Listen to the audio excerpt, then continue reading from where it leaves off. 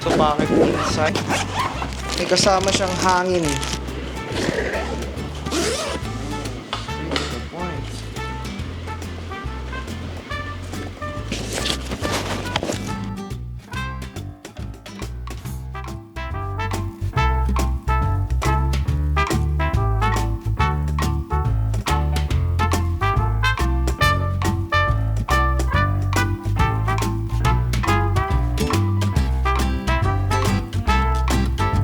Okay, so guys, today testingin natin din yung capability nitong PGY Tech One Mo Lite.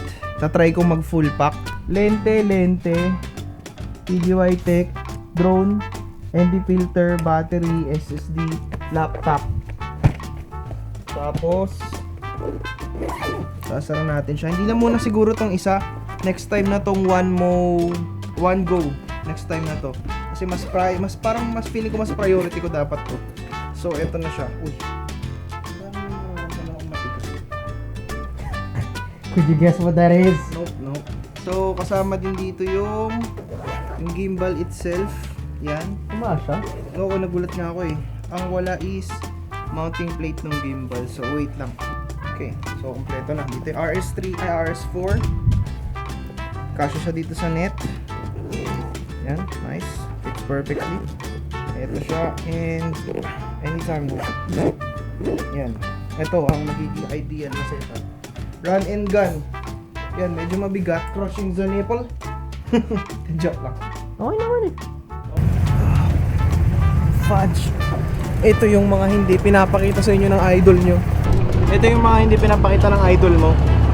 Yung pag nire-review nila yung mga gear, hindi nila pinapakita kung saan ginagamit, kung paano ginagamit.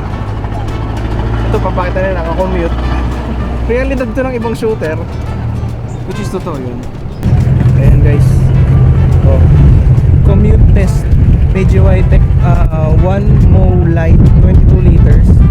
Kompleto yung laman nito. Hindi tayo pwede mag-ingay na kompleto laman kasi syempre baka maalam yun na. At isa to sa mga lagi kong sinasabi sa mga young shooters na nagko-commute. Ito yung lagi nyong iisipin na ang mahal-mahal ng gamit mo tapos i-commute mo. Which is super dapat kailangan mag-ingat ka at vigilant ka. Unless, katulad ko ako, in my case, it's either may driver ka or nag-grab ka.